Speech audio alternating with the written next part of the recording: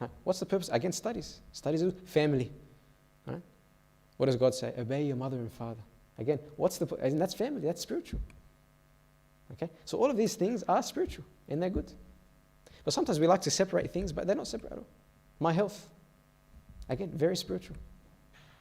Right? All of this is very spiritual and very good. Right? But of course, sometimes I can see something as vain. Okay? Why did King Solomon say vanity of vanities, all is vanity? Because he wasn't looking for God in those things. When he had the most money, when he had all those concubines, when he built for him palaces, when he had the most wisdom. Again, if God's not there, he says what? Vanity of vanities, all is vanity. Right? Does that answer that question? So we said 3 types of thoughts. What are they? Come on, guys. What are they? Spiritual, sinful, and idle, vain. Very good. Right. Now, sinful thoughts, do we all have them? What do you guys think? Hands up if you think we all have sinful thoughts. That's most of you. Right.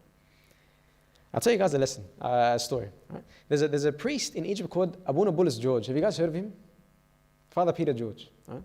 He serves in the same church as Abuna Dawood Lamai. Right. Very comical guy. But he says a story about when he was younger, all right, in school, in Arabic class. Of course, Arabic class to them was our English class, the main language class. Right? And he had a very Picasso-type teacher, very abstract teacher. And the teacher walked in, he said to all the students, sit down, cross your arms, and don't say a single word. Okay? We say that now in school here in Australia, no one will listen to you. But Egypt, everyone listens. All right? It's strict. Okay? So they all sat down, they closed their mouth, they crossed their arms. And the teacher said, I want you for 10 minutes, I'm recording it. For 10 minutes, stop thinking. Go. And then Abuna Bulus George describes what went through his mind. He said, okay, stop thinking. Stop thinking. I'm stopping. Am I thinking? Is this kind of thinking? Am I thinking now? Oh, no. Stop thinking. Stop thinking. I said stop thinking. Yeah, 10 minutes. All right? And then the teacher said, all right, 10 minutes is up. I want you to take out a paper and pen and write down all the thoughts that you had during those 10 minutes. What's the moral, guys? We don't stop thinking. All right?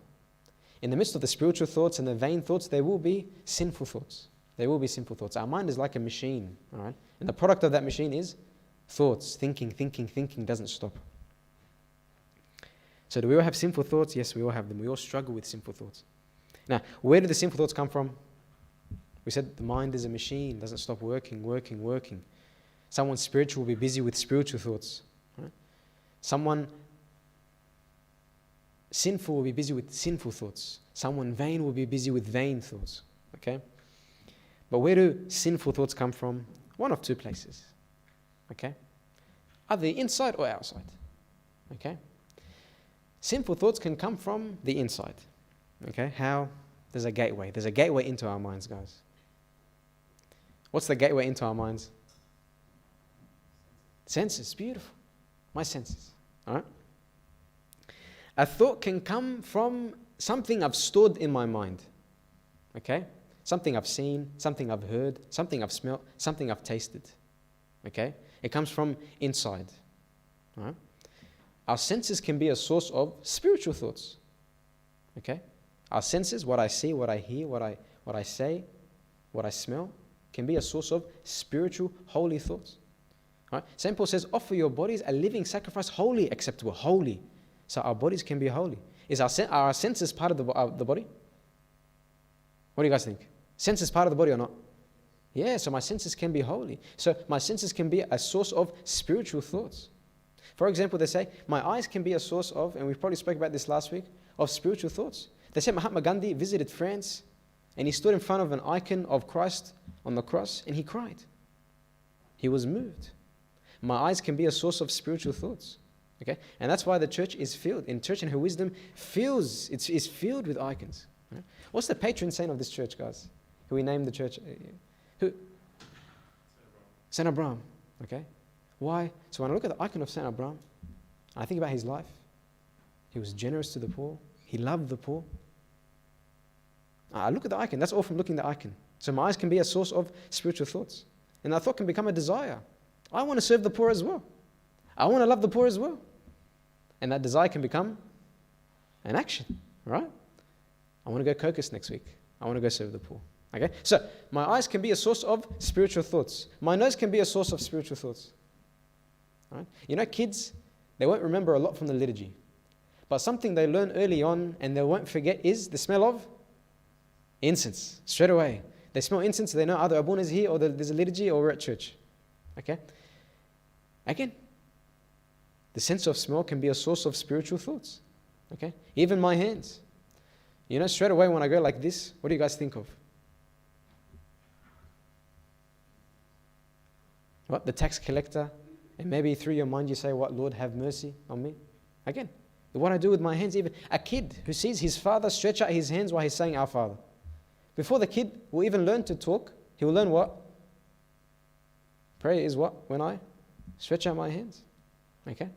So even what I do with my hands is a source of spiritual thoughts. These are all my senses. Okay? At the same time, guys, my senses can be a source of sinful thoughts.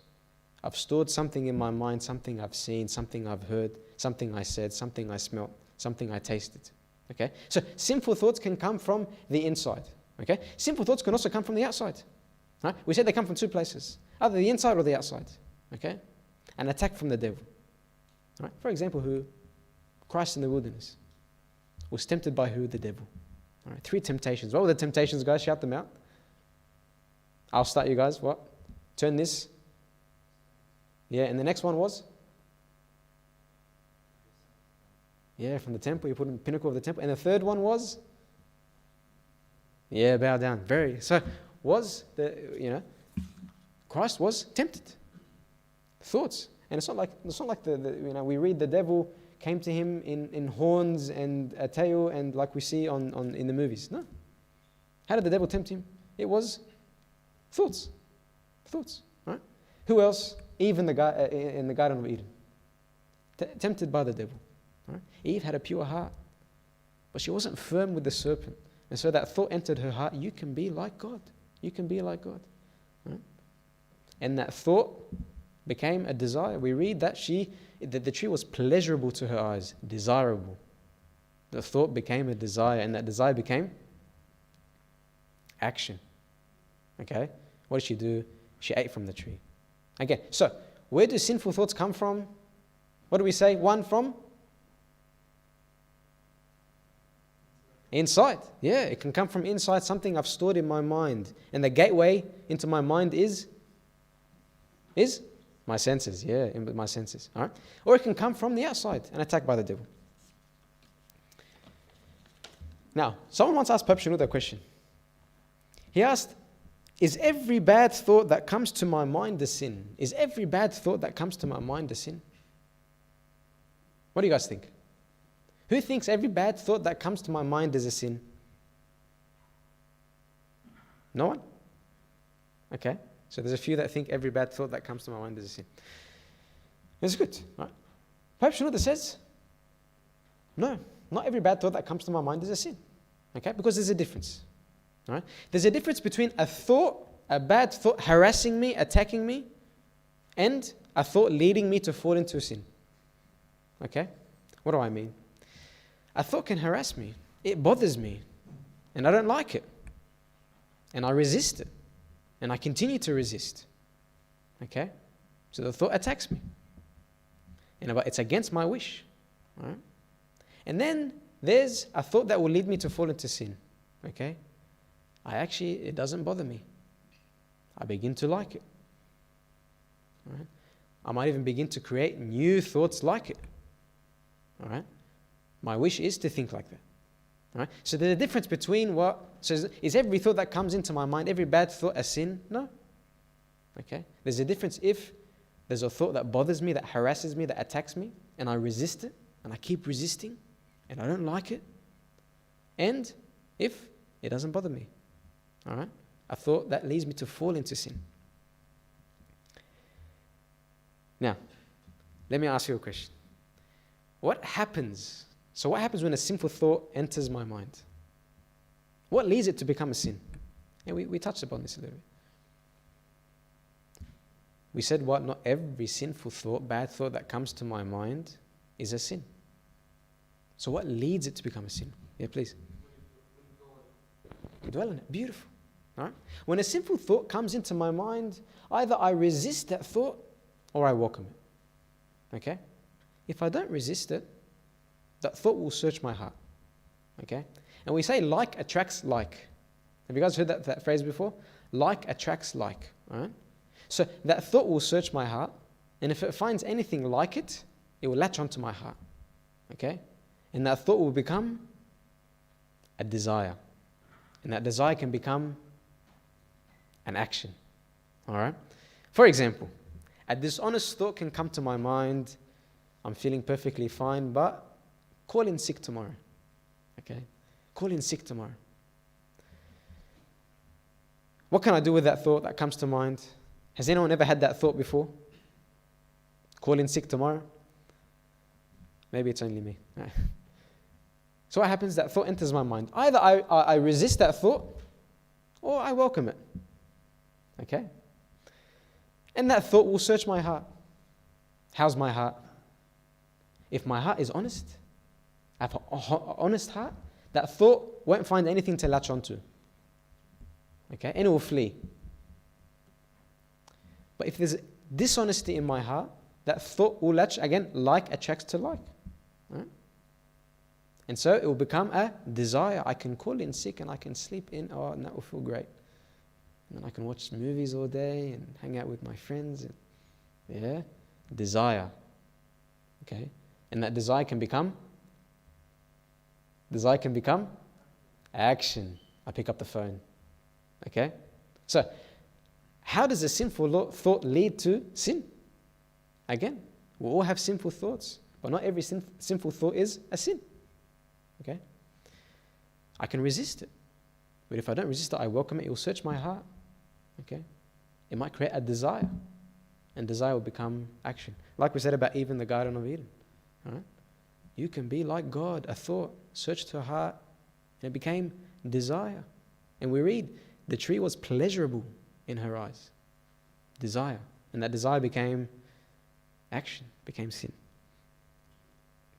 So, how important is it now? I know the topic is guard my mind. And you're probably thinking now, guys, forgive me, but you haven't taught us how to guard our mind at all. All right? We'll get there. All right? We'll get there. But it's so important now to divide my mind between my heart. Okay? Before that thought goes to my mind, I need to resist it. Okay? Why? Because a thought from my mind is not as powerful as a desire from my heart. Again, a thought from my mind isn't as powerful as a desire from my heart. Why? Because a desire has emotions, feelings. It's powerful. All right? So before that thought goes to my heart, I need to resist it. Okay? So do I need to guard my mind? Of course, absolutely. But at the same time, I need to guard my heart. What do I mean? Guard your heart. King Solomon says, keep your heart with all diligence. Diligence means be cautious.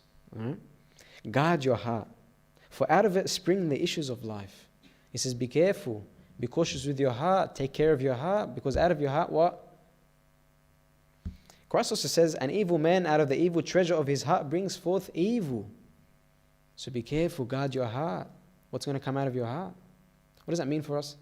It means if I'm spiritually diligent, which means I'm serious in my spiritual life. I'm serious with my Bible. I'm serious with my confession, repentance. I'm serious with my fasting. I'm serious with my prayer. A sinful thought will come, search my heart. It won't find anything to latch onto. And so it will flee. Right? But if that sinful thought comes at a time where I'm spiritually lukewarm, far from God, it's going to be a violent fight. It'll be a hard fight. Okay? Christ says, pray that your flight may not be in winter or on the Sabbath. Okay? Pray that when that sinful thought comes, you're close to God, not far away from God. Because if you're far away from God, it's going to be a hard fight. Okay? So the rule is, the closer I am to God, more spiritually diligent. Okay? The harder it is for that thought to latch on. Right? And create a desire which can create an action. Right? Now guys, I promise, we'll talk about 2 more images of what a thought is, and we'll go to guard our mind. And there's stories and and don't worry, okay? Now, we're in a war, guys. And it's a war of thoughts. And we said the thought can come from inside, something I've stored from my senses, or it can come from the outside. Okay? It can be an attack from the devil, or as we say, you can be your own worst enemy. All right? It's a war of thoughts. How can I guard my mind? Before we talk about that, can you guys name me some? I'm not going to say anything, all right? But name me some. I'll start us off. All right, I'll say one thing and then I promise I won't say anything. All right? Name me some sinful thoughts and I'll start us off. For example, low self-esteem. Just to move us on this right track, all right? I am bad and I can never be good. Could God love someone like me? God rejects me. What I've done can't be fixed. Low self-esteem. It's a sinful thought. Okay? What are some other sinful thoughts?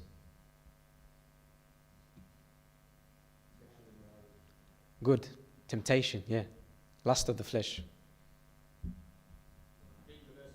Being the best. Pride. Pride, very good. All very common sinful thoughts. Okay? Any other sinful thoughts? Judgment. Very good. Very good. Anything else? Eagerness? Yeah, if you're eager about the wrong thing, absolutely. Yeah. Anything else? I can see people starting to look up. All right, look, yeah, I won't say any more. But those are very common types of sinful thoughts. All right. Now, how can a thought be dangerous? What's so dangerous about a thought? We'll talk about two images. Again, we're in a war of thoughts, so we have to know our enemy. Okay? How can a thought be dangerous? Two images, two analogies. All right? A thought is like an ember. Does anyone know what an ember is? What's an ember? Yeah, it's like you're around a campfire and there's an ember that flickers out of the fire. Does everyone know what an ember is? Yeah. A thought is like an ember. Why? It starts off small. And when it's small, I can control it. Okay?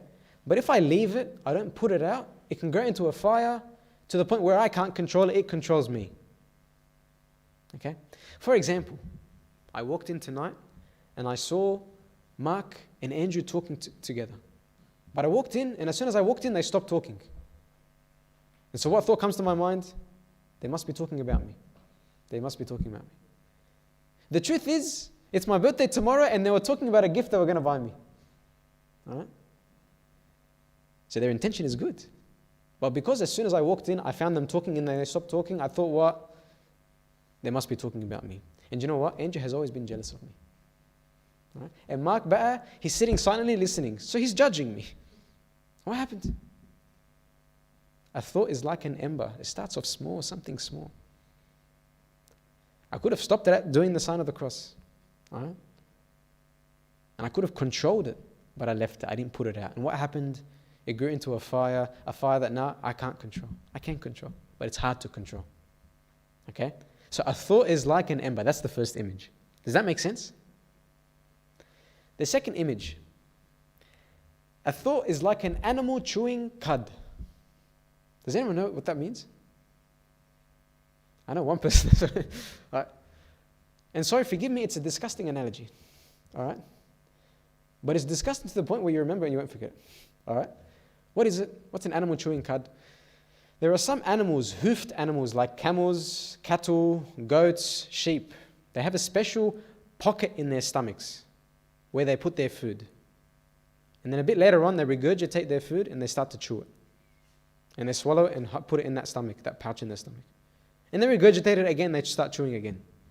All right? A thought is like an animal chewing cud. All right? Chewing cud, what do I mean? I'll tell you. Chewing cud, there's another term for it. It's called rumination. And that word rumination is actually a term in psychology. To ruminate. What does it mean to ruminate? To think about. All right? So I can have a bad thought. All right? Instead of digesting it and it's out of my system, I put it in this pouch and I regurgitate it and I chew it again and again and again. And it hurts. It can be hurtful. All right? A thought is like an animal chewing cud. Right? And it's dangerous. Okay, I see at work, and a lot of people, often with people who have a traumatic experience, PTSD, they ruminate. For example, I recently saw a wife who went through a very difficult divorce, okay, 2 years ago. And she got remarried, and she has kids from this new marriage, right? But until today, she continues to ruminate about that first marriage. And it's causing her a lot of anxiety and stress, okay? Like an animal chewing cud, all right? Again and again, ruminating over that bad thought. It's dangerous and it hurts, okay? So, we said the two images of thoughts, okay? How? Because our thoughts that's the enemy. Remember, we're in a war of thoughts, okay? What does the enemy look like? How will he attack? It can be a small ember. Be careful. It starts off small. I can control it. Let me control it. But if I let it go, I don't put it out, it can become a wildfire. It'll take me on a ride from one thought to the next, to the next, to the next. All right? And a thought is like an animal chewing cud. We all know that now, what that means. All right? I ruminate again and again and again about a bad thought. And it hurts. Okay? Now, to the part we're all here for tonight. Okay? Tell us about how do I guard my mind? All right? How do we guard our mind? What's the solution? Again, we're in a war of thoughts. So how can I guard my mind? Or how can I tame my thoughts? How can I tame my thoughts? I want to use that word tame. Why? I didn't say tame by accident. No, we want to tame our thoughts. Have you guys ever been to the circus? Who here has been to the circus before?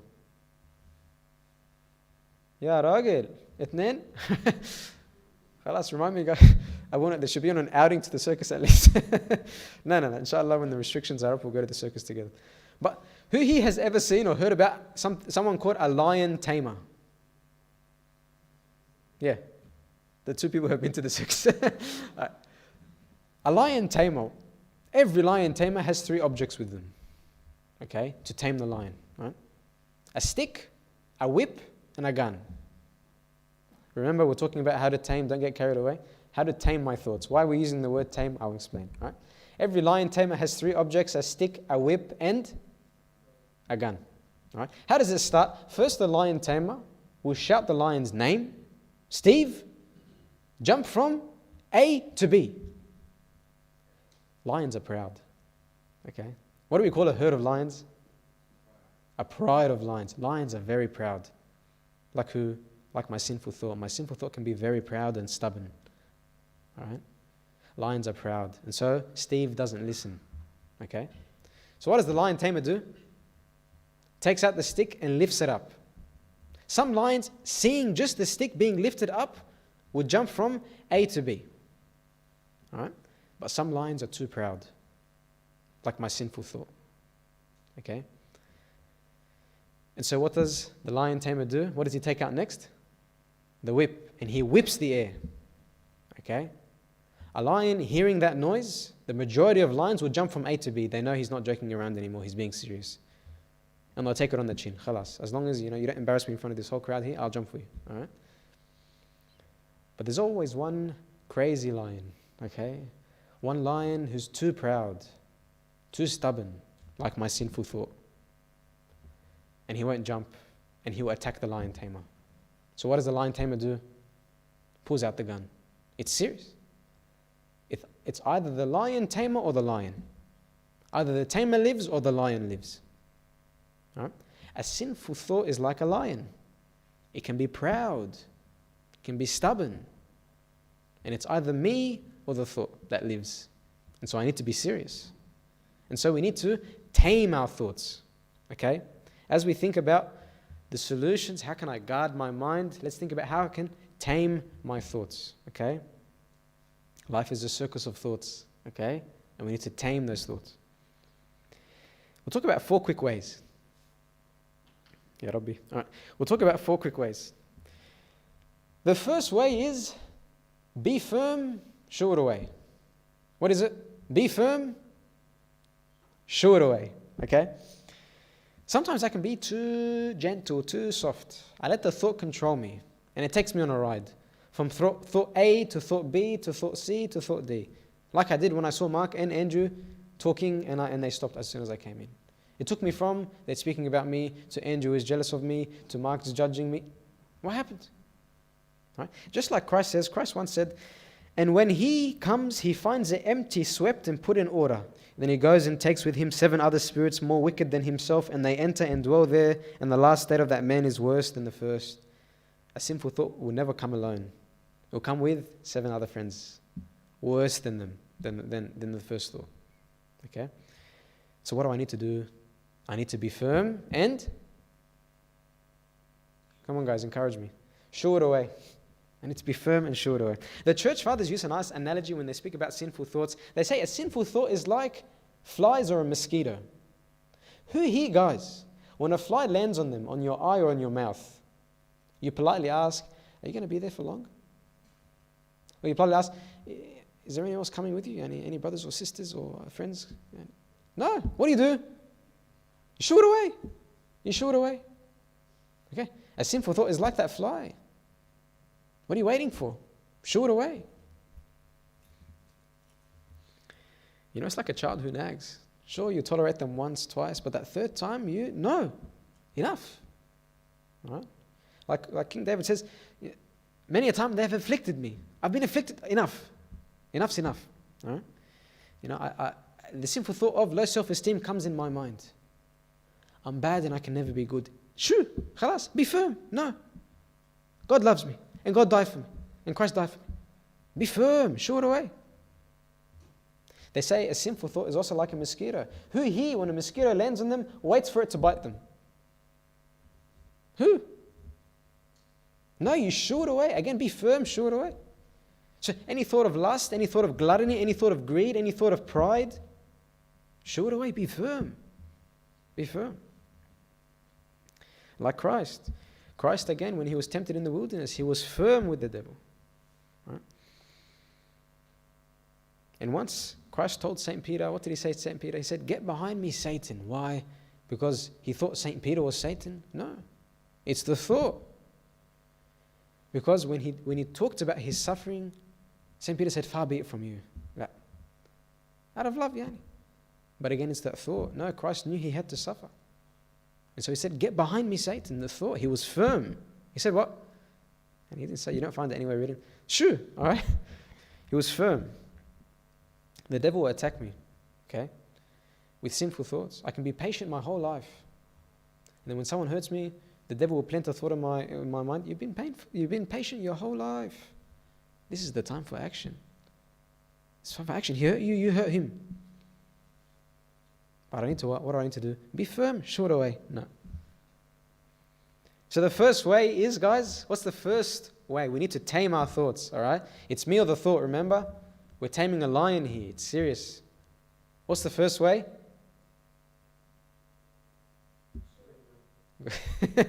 Yeah, be firm, shoo it away. Absolutely. Like a fly, like a mosquito, honestly.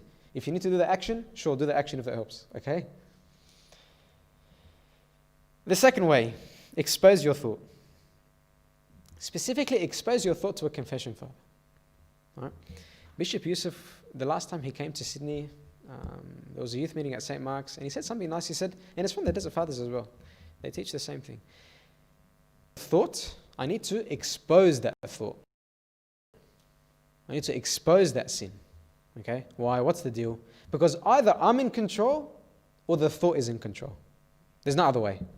And when I hide that thought is in control. When I hide that thought is in control. What do I mean? Yani, there's a famous analogy of the brother and sister. We all know it. Any siblings in the room? Maybe. But I'm sure we all have siblings. But maybe there's one only child is like, not me. But there's a famous analogy of the brother and sister. Okay? They're playing in the living room, and then the brother knocks over mum's favorite vase. Okay? Begins to cry. Right, why are you crying? It's mum's favorite vase. She's going to kill me. Right? He knows there's a punishment coming. But the sister says what? Don't worry, I'm not going to tell her. But, yeah. And then she begins to blackmail. All right? Every time she wants something but the vase. All right? Or she wants to get away with something. انت نسيت الvase. Right? 1 month, 2 months, 3 months. By the 4th month, the brother is sick and tired. He runs to mum and says, I broke your vase. All right? I know it's wrong and there's a punishment coming, but I broke your vase. All right? And from that day, the sister had no control over him. Okay? A sinful thought is the same. Okay? Expose it, weaken it. Sometimes a sinful thought will take me captive, it's prisoner. It has control over me when I hide it. But I need to expose it. St. John Climacus says, anything left unconfessed, we continue to do without fear as if in the dark. If I'm in the dark and no one can see me, will I stop? Unlikely. But if you shine a light, someone can see you, I'll be afraid.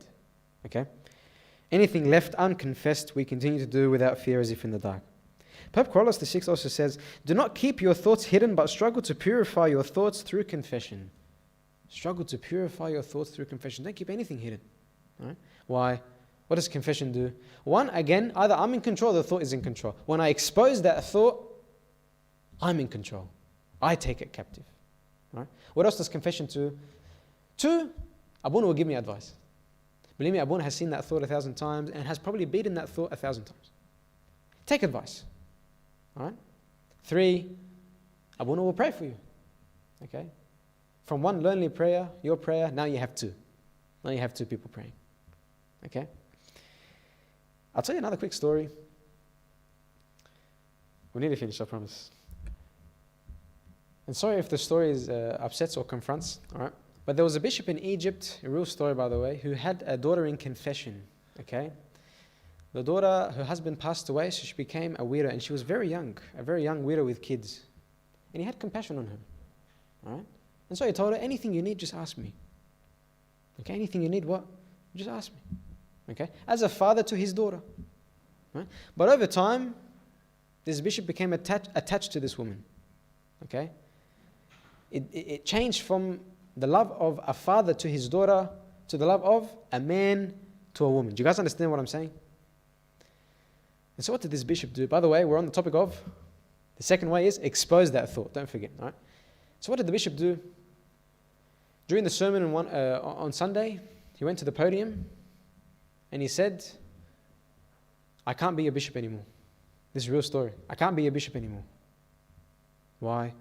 Why, Sayyidina, you can't be a bishop anymore? He said, look, a bishop, if he can't take care of his daughter, if he takes his eye off his daughter, it doesn't deserve to be a bishop.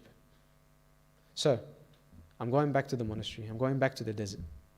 I don't deserve to be a bishop. The congregation hearing this, they all began to cry. They all began to cry. And they said, Sayyidina, we can't have any bishop but you. No, we need you to stay, Sayyid. And they started crying, and he started crying. To the point where he said, I'll stay, but on one condition. I'll stay but on one condition. Right? What's the condition?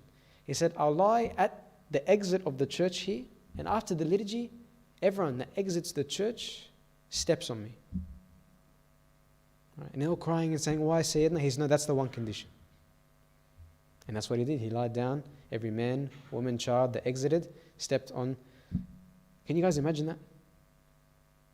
Why am I telling you this story? Look at the power of exposing that thought. And again, the story continues. He didn't have that problem with that woman anymore. Okay? When I expose that thought, I take control. It loses its power over me. It weakens. Okay? And again, that's a public confession. And you know, they used to, in the early church, there used to be public confessions. Right? But now, we have, all I'm saying is, expose your thought to your confession. It doesn't have to be a public confession. Right? But the idea is the same. When I expose that thought, it weakens. Okay? And when I expose it to Abuna, he'll give me advice, he'll pray for me. Okay? And don't forget, confession repentance is a sacrament. Okay? It's the work of the Holy Spirit. It's not just talking to another human. If I was talking to another human, forgive me, Abuna, I would have said, talk to a psychiatrist. At least they have a qualification. All right? But no. Confession repentance is a sacrament. It's the work of the Holy Spirit. There's another story about Abuna Mikhail Ibrahim. Anyone that wants to hear it, come after me because we're saying too many stories. So we'll move on to the next point. All right? So he said, the first, remember, we're trying to tame our thoughts. The first way is shoo it away, be firm. The second is expose it. You take control. It's either you or it. All right? The second way is a quick way to tame my thought is, or the third way, is something called run away, don't play. What? Run away, don't play. Who here, when they see a snake, runs towards it to play with it? No, you run away. You run away. Okay? If there's any situation that's going to cause me, I can see there's some laughing, so it sounds like this happened before. I know we're out west, so there might be snakes here. But generally, your first thought isn't to run towards that snake and play with it. No, you run away. Okay? Any situation that's going to cause me to fall into a sin, run away, don't play. Okay? We said the gateway to our mind is our senses. Okay? So, if there's a place I'm going to go to, and what I see can lead me to lustful thoughts, run away. If there's a person I know I'll talk to, and they might lead me to judgmental thoughts or greedy thoughts, run away. If there's a TV show or a movie or a game that if I see or I play, it will lead me to violent thoughts, run away. Don't play. All right? Be serious. Remember, a lion tamer. It's either the tamer or the lion. It's either me or my thought. We're serious. All right? So the third way is what? Run away, don't play. All right? The last part. The last, and there's many thoughts, and I'm sure we'll ask Abuna to give us some advice as well. But the fourth and the last way to tame my thoughts is something called recharge yourself. Recharge yourself. What does that mean? Do you guys remember? It's still going on. But prepaid phone plans? Do you guys remember prepaid phone plans? Is anyone still on a prepaid phone plan? Thank you, Chris. The only one in, I'm sure, Australia, not any Cambodia. But there was such a thing as prepaid phone plans where at the beginning of every month or second month, you charge your phone plan, $10, $20, $30. Okay? What happens if I don't charge my phone plan? When I'm in trouble, the next time I'm in trouble, for example, a flat tire, I won't be able to call for help. Okay? It's the same. I need to recharge my spiritual plan. Why? So the next time I'm in trouble, I can call for help. Make sense? Not really. I'll tell you a story, and the last story, guys. There's a story, Abuna Bullis George says it again. A man of stories, Abuna Bullis George. But he said he loved to go to the monastery, to the bookshop. He loved to read. And once he went to the bookshop, and he saw a man dressed in white behind the counter selling the books. So when we say a man dressed in white, what do we mean? Who's that man? A brother, right? Dressed in white. Okay? A brother. Not a monk. What are monks? What's their garb? Black. Right? Back in the day, the monks, or even depending on the monastery you go to, blue then white. Sometimes brown, right? But blue then white. Okay? This brother was wearing white. Okay? And Abuna Bullis George saw him. He had the Bible in his hand and was reading the Psalms and memorizing the Psalms. He'd read. All right? Like we do, remember the English HSC when you're trying to study your essay? You're trying to memorize it? He was doing the same with the Psalms. And Abuna Bullis George, out of his humility, he says, that's one thing I always love to do, and I always found it hard. So I went to pat him on the back and say, you did something I couldn't do. And out of love for him. And so he went to the brother and said, good job. I hope, I pray you continue to do that, and pray for me. And the monk says to him, he looks at him and says, you know what? It's not even up to me to do this. I'm being forced to do this. He's surprised. You what? He says, I'm being forced to do this. He says, what's the story? He says, before I wore the white, I was still wearing the blue. My spiritual father gave me a spiritual canon. He gave me the Agbeya and said, all the Psalms in this Agbeya you need to memorize if you want to wear the white garb, the white Galabeya. And so he says, I learned the 150 Psalms. And then when I wore the white, he said, if you want to wear the black, you need to open the Bible, the 150 Psalms, subtract the Psalms you already know, and learn the rest. Okay? Tabwai, what's the point of all of this? He said, my spiritual father said, monasticism is difficult, filled with temptation. It's a war of thoughts. And so I need to be charged. I need to save up for a rainy day, sort of. All right? I need to be prepared. I need to recharge my spiritual plan. So when the day comes, a rainy day comes, a storm for Urasi, I'm prepared. Okay? What's the moral, guys?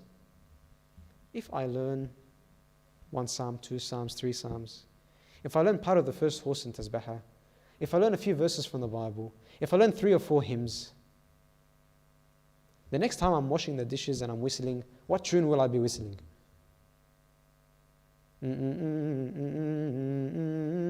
Without even, I hope you guys understood what that was. It's like, that's not even anything. But that was supposed to be a tune of a hymn. But essentially, without even me trying, washing the dishes, I'll be whistling a hymn. Right? Or the next time I'm driving and I'm singing a song, I'll be, without even trying, Taishuri. Honestly. So what? We need to recharge. Save up for a rainy day. The rule is, whatever you save up, you'll find when you need.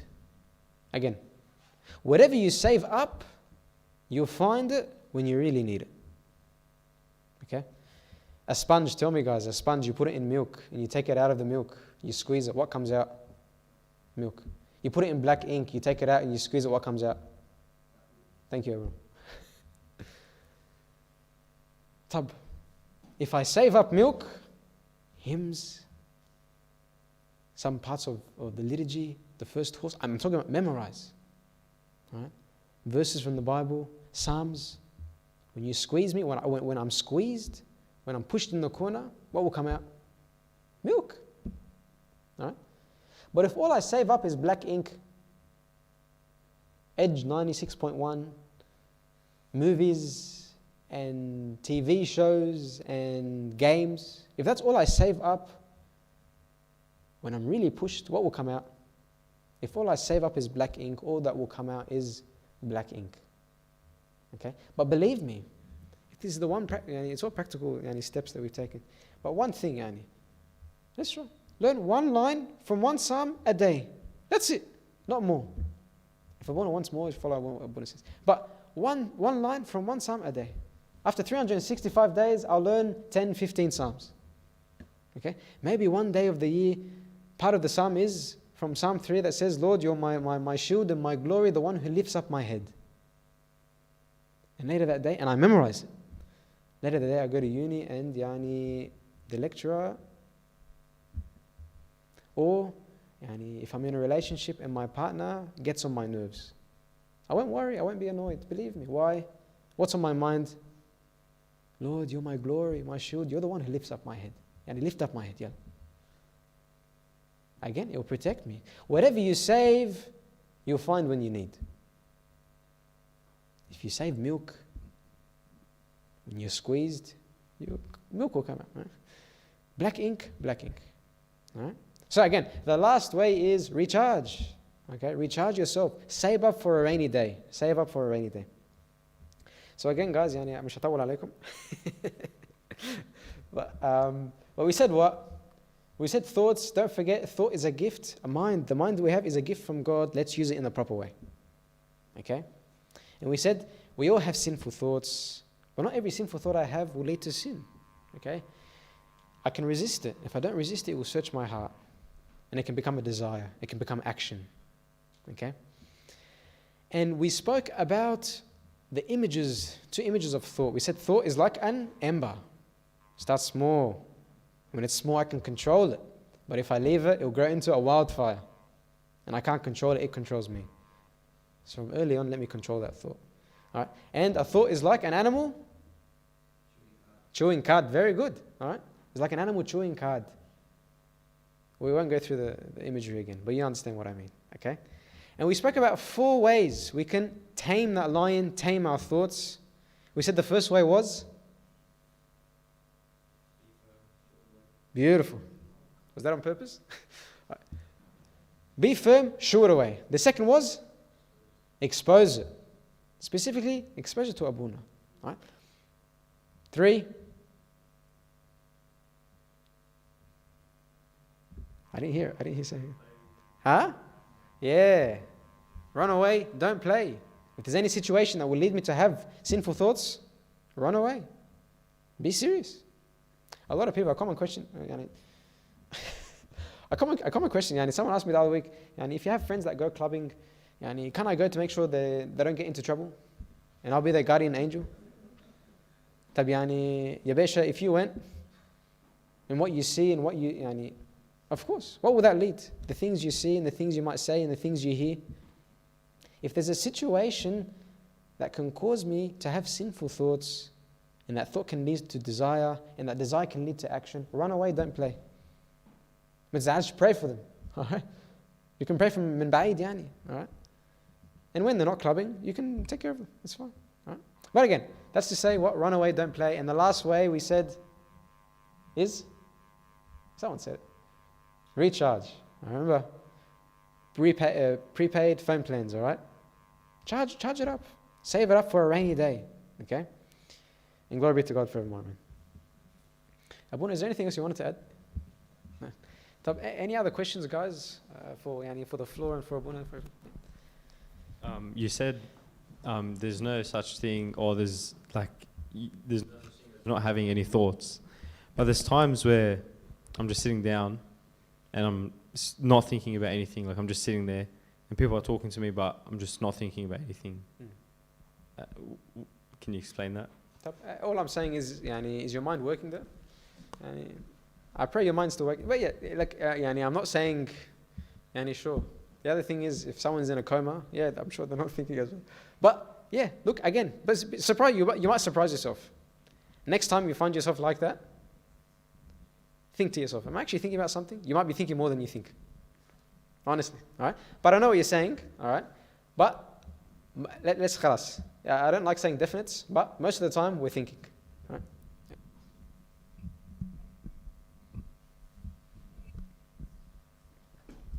Any other questions, guys, or comments or content? Was there another one? Oh yeah, there's one at the back. My question is maybe more to Abuna,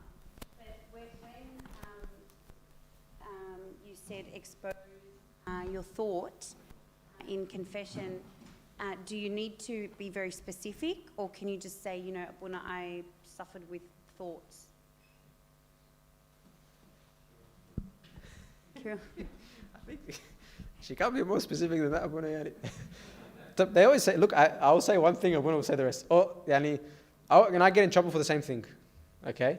Abuna عنده طابور قد 100 نفر. So you try to be as specific as you can. All right? But again, the other thing you have to remember is, part of it is, I expose that thought. All right? So I get control. But at the same time, why am I exposed it to Abuna? Why do I say Abuna? Why don't I say a friend or a relative? You can. Why Abuna? Because Abuna will give me advice. Right? And Abuna will pray to me about that. It was just like a temporary thing. The thought's gone, but you are confessing it in case, it's like because you need it absolved. But again, look, remember we said not every sinful thought is a sin. Okay? So again, the fact that if it was a sinful thought, maybe Abuna can correct. But if it's a sinful thought that I fought and I was successful, thank God. Thank God. So what do I need absolution from that? But if it's a sinful thought that led to more, and a sinful thought that maybe I actually like, and it doesn't bother me, but I know it's wrong, or a sinful thought that led to action, and I can get specific advice, and Abuna pray for me about this, taban, yeah. Abuna, what do you think? The main idea is not to play games with Abuna, because we can trick Abuna very, very easily, especially if my English is excellent and Abuna's English is not that excellent. Then I can twist words, make him think that my sin is very minor when it's a big sin, or etc. So the idea is you give enough detail to be clear. Abuna is not stupid, he understands. If he doesn't understand, he will ask for clarification. So generally speaking, you be as clear as you need to be for it to be clear without being, you don't need to go into detail, nitty-gritty detail. You just have to be clear. Abuna normally will understand. If he doesn't understand, he'll ask. Or if what you're saying is very vague, then you might be a little bit more specific just so he understands. The whole idea of confession, by the way, is not for the details. It's not at all for the details. The whole point of confession is the relationship, the status.